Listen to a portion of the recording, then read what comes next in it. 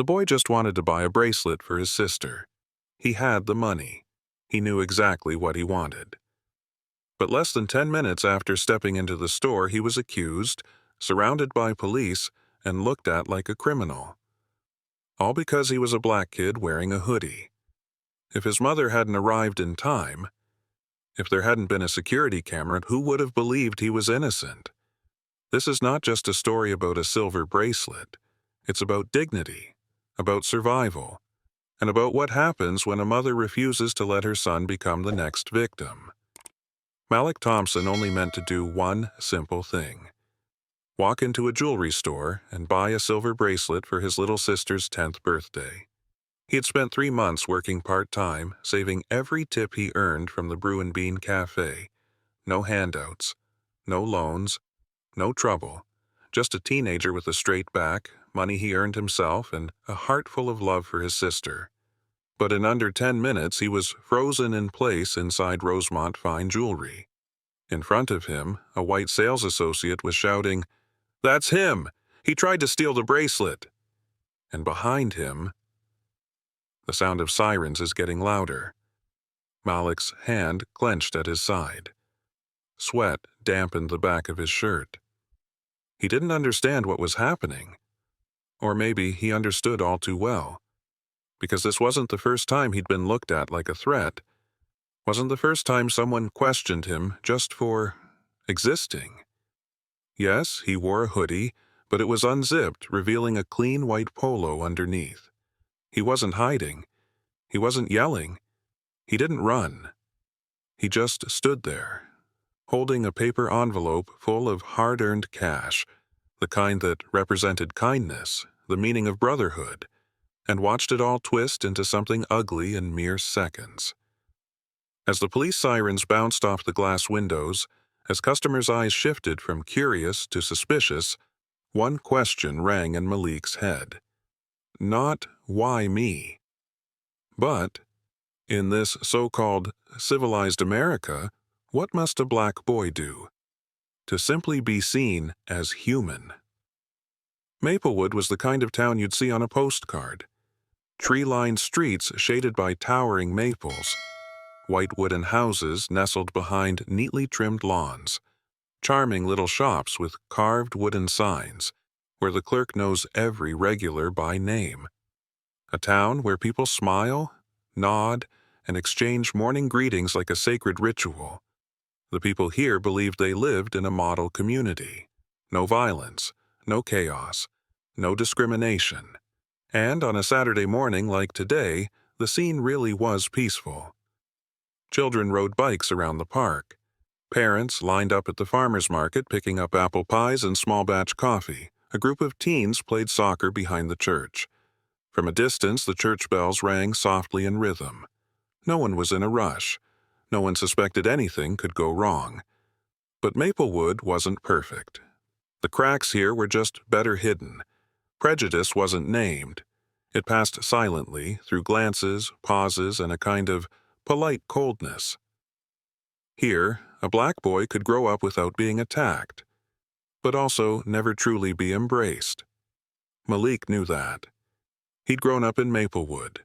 Good student, hard-working, never broke a rule. Teachers called him a model kid, but he'd still had a stranger shove $5 into his hand after a volunteer event, assuming he was from some support program. Still had a classmate ask quietly, "What do your parents do to afford living here?" Still saw store clerks subtly followed him through the aisles, though no one ever said a word. But Malik had never told Brielle. His little sister still believed Maplewood was the safest place in the world. Where winters brought white snow, autumn leaves danced down the sidewalk, and summers were filled with strawberry ice cream. Where her big brother was a hero. Malik kept that truth to himself. Not because he was weak, but he wanted to let Brielle believe a little longer. That morning, before leaving the house, Malik had left a note on the kitchen counter. Going to get Brielle's gift.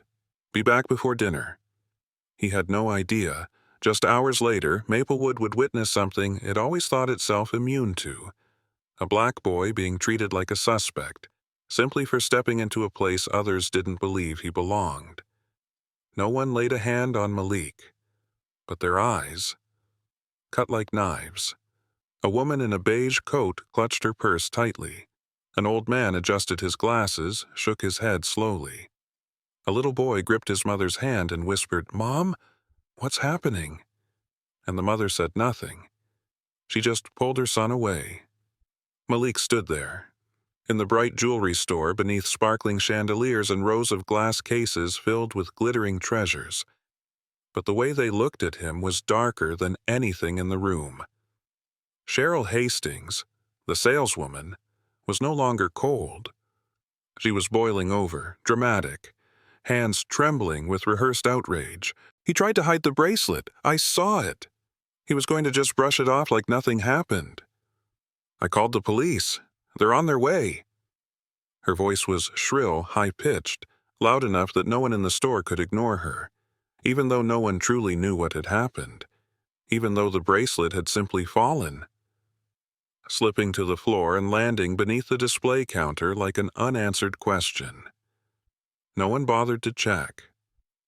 Malik didn't speak, didn't move, didn't resist. Not because he was scared, but because he'd lived long enough to know. Sometimes, even your instinct can be used as evidence against you. With every second, he felt himself being cast as a criminal.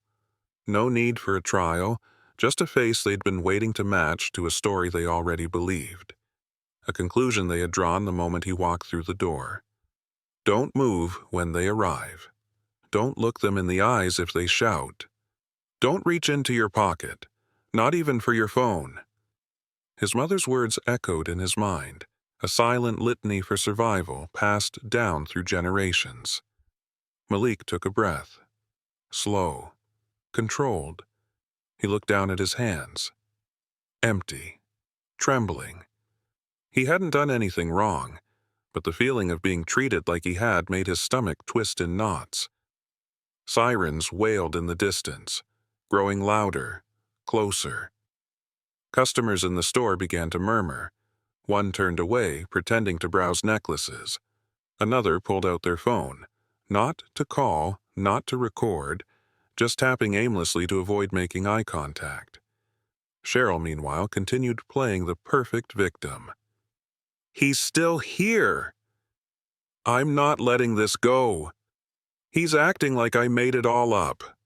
Malik tightened his fist, then let it go. He couldn't breathe too hard, couldn't take a single step. There was only one thing left to do. Call his mom. He reached for his phone, slowly, deliberately. No sudden moves. His fingers moved fast, practiced. No one moved, but the air in the store grew thick, heavy. "Mom, I'm at Rosemont. I need you, now." Nothing more. No explanation, no tears, just a calm voice. But beneath it, a storm was ready to break.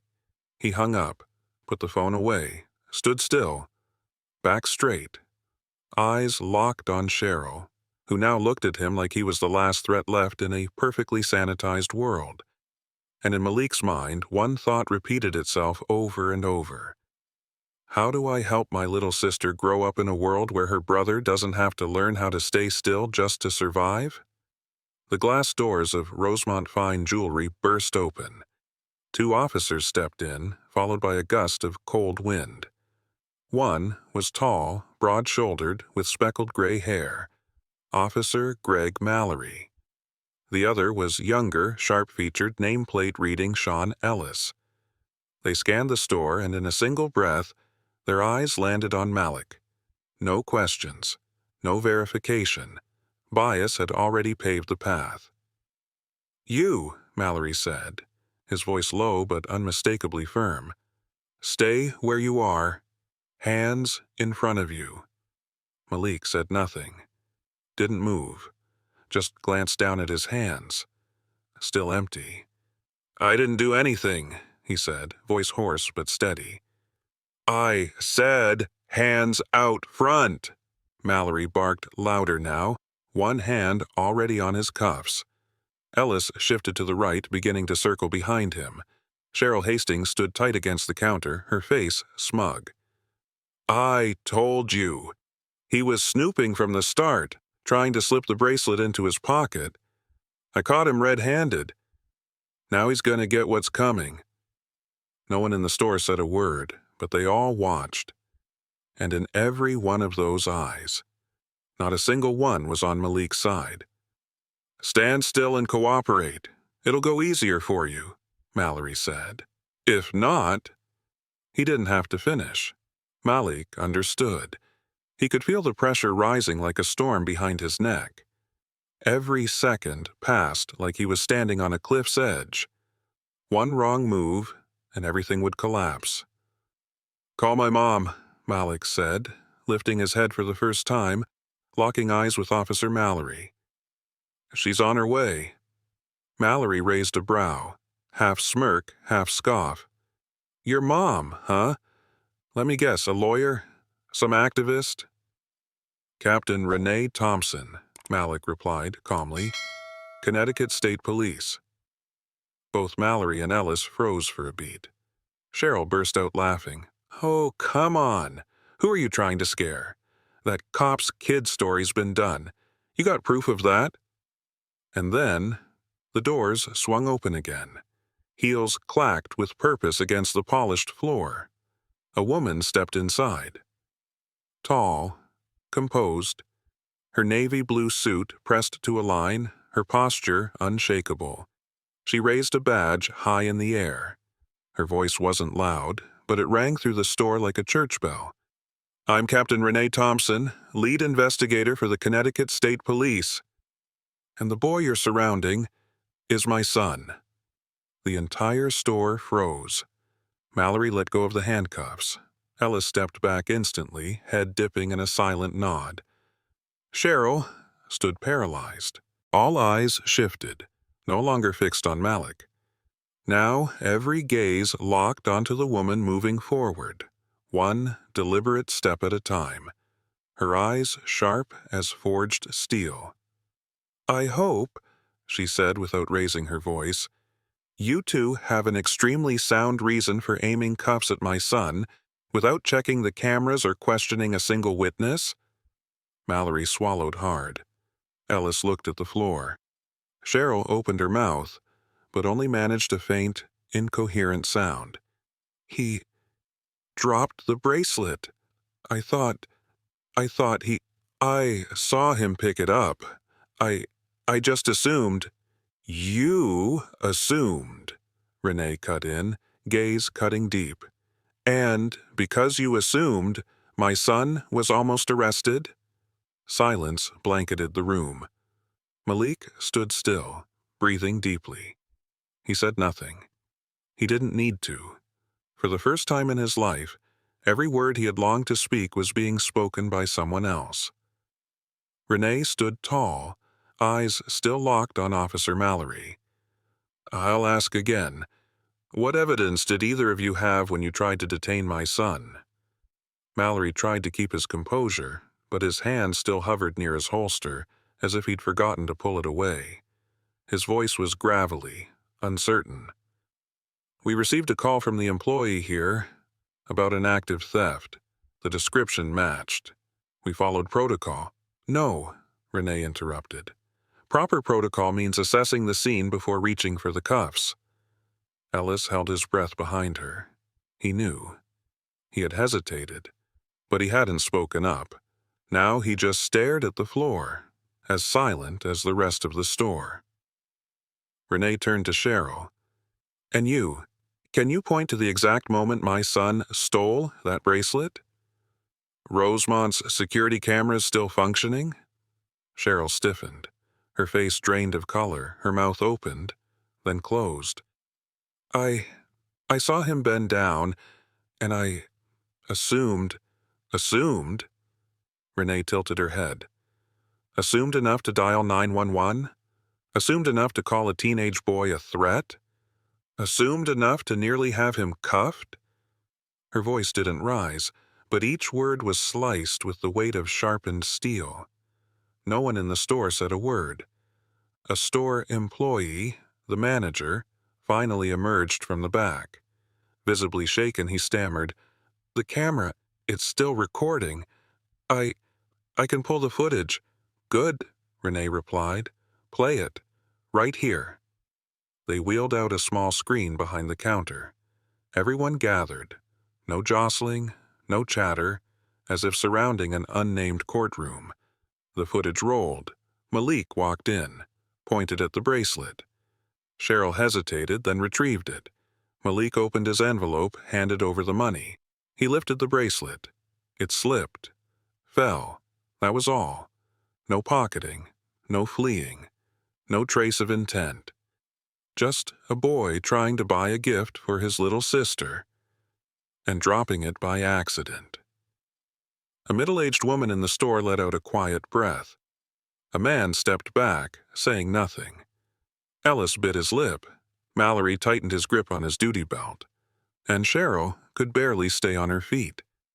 Renee took a deep breath, then spoke, softer now, but no less cold. "This is the most terrifying part.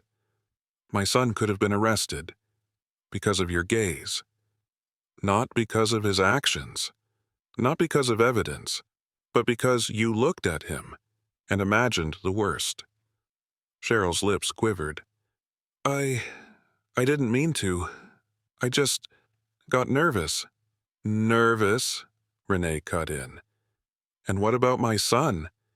Does he not have the right to be nervous? When an adult screams in his face, when police reach for cuffs, when an entire store turns its back on him." Malik still stood silently, but his eyes, no longer confused, had sharpened. Not because he was being protected, but because someone had finally said aloud what he had swallowed his whole life. Renee turned to Cheryl one last time. "I'm not going to yell. I don't need to insult you. I just need the public to know exactly what happened inside Rosemont this morning. And I'll begin with your name." Cheryl stepped back. Her face tightened, drawing in on itself. She was no longer the woman in control behind the counter. She was simply a person, reflected by the prejudice she had fostered. The footage paused. No one spoke. There was nothing left to deny. The truth sat plainly on the screen. No theft, no deception, nothing but a trembling hand. And a gift fell to the floor. Mallory turned away, his jaw clenched. Ellis stood taller, as if trying to salvage a shred of dignity. But Malik didn't look at them. He looked only at the floor, where the bracelet still lay, cold and silent, just as he had been from the start. Renee stepped forward, her voice low but firm. "I don't need an apology from anyone here, because no apology can undo the fact that my son was treated like a threat. I just want to know, who in this room can look him in the eye and say they didn't see what was happening?" No one answered. A woman near the counter shifted awkwardly, avoiding Renee's gaze. The man in the suit cleared his throat, then stepped back, as if the ground beneath him had turned hot. The only one who hadn't moved was Cheryl. She had nothing left to say. No defense. And for the first time that morning, she was no longer sure she'd been right. Renee looked her dead in the eye. "If a white child had dropped something, would you have called the police? Or would you have simply asked, 'Are you okay?'" Cheryl swallowed. Her eyelids fluttered. She opened her mouth, then closed it. No words, only silence, and the collapse in her eyes. Renee turned to the store manager, voice sharp. "I want a copy of that footage sent to me and the investigations unit by this afternoon." The manager nodded rapidly. Yes, Captain Thompson. I'll personally send it." And then Malik spoke. For the first time, after everything. "I just wanted to buy a bracelet." His voice was rough but steady. "For my little sister." No one replied. He looked at Cheryl, not with anger, not with contempt, just a look filled with a weariness no teenager should ever have to carry in their eyes. But now I know. Some gifts cost far more than silver. Truth, dignity, knowing you're not crazy for sensing something's wrong, even when everyone else stays silent. Renee placed a hand on her son's shoulder, a simple touch, but enough for Malik to nod. Mother and son turned to leave. No more words needed, no applause, no victory speech. Behind them, Ellis gave a small nod of respect. Mallory didn't look, and Cheryl stood frozen, hand gripping the edge of the counter, as if letting go meant she'd have nothing left to hold on to. A child in the store tugged on his mother's sleeve. Was that man a bad guy? The mother paused, then lowered her head. No, sweetheart, he was kind. And the ones who were wrong were us. That day, Rosemont didn't close. Customers still came and went. The jewelry still sparkled, but everyone who had been there would never look at a boy in a hoodie the same way again. That afternoon, the house was quiet as usual. The kitchen smelled of ginger and cinnamon. On the couch, Malik sat still, hands resting at his sides, eyes gazing out the window. The evening sun cut across the hardwood floor, warm but not quite enough to melt what still lingered inside him. Renee sat at the dining table, fingers interlaced, chin resting gently on her thumb. She didn't speak. She didn't ask. Because she knew sometimes silence is its way of listening. Malik was the first to speak. His voice was calm, but layered with 100 unsaid things. I don't know if I should feel lucky I wasn't arrested, or sad that I still have to see that as luck. Renee looked at her son. Her gaze was steady, unforcing. Both are true, she replied, because in a world still so full of prejudice, sometimes surviving is its kind of victory. Malik nodded, then gave a faint smile. I keep thinking, if you hadn't gotten there in time, if the cameras weren't working, if that officer hadn't hesitated for just a second, everything could have been different. I'd be taken away, and everyone would believe the worst of me, simply because they were already prepared to. Renee exhaled, as if letting go of something heavy and unseen. And that, she said, is why you must live, not to change their minds, but to prove they were wrong. The door burst open. A small voice rang out. Malik, look! Brielle ran in, her little feet thudding against the floor. In her hand was the silver bracelet, now resting gently on her thin wrist. Mom said you picked this out for me, that it's so pretty. Malik looked at his sister. Her hair was tied crookedly, cheeks flushed pink, eyes glowing. And he laughed, for the first time all day. You like it? Of course, I'm never taking it off. You know what? That little B, it stands for Brielle. Malik nodded, said nothing more, because in that moment, just seeing her smile made the weight of the day feel a little lighter. No one needed to know what had happened.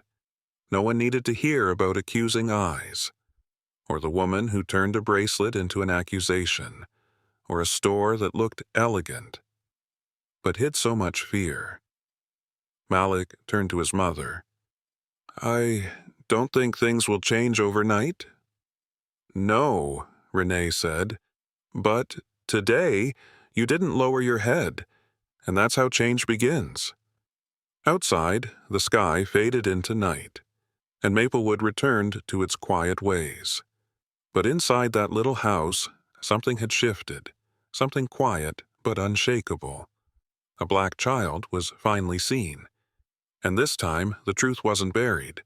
And when Brielle wrapped her arms around her brother, he knew it wasn't the bracelet, it wasn't justice, it wasn't even an apology. It was her eyes, pure, unconditional, that gave Malik the strength to keep going. If you believe every human being deserves to be seen with fairness and dignity, Share this story. Let others know that sometimes silence itself is part of the injustice. Hit like, subscribe, and turn on the notification bell so you never miss real, powerful, and deeply human stories like this one.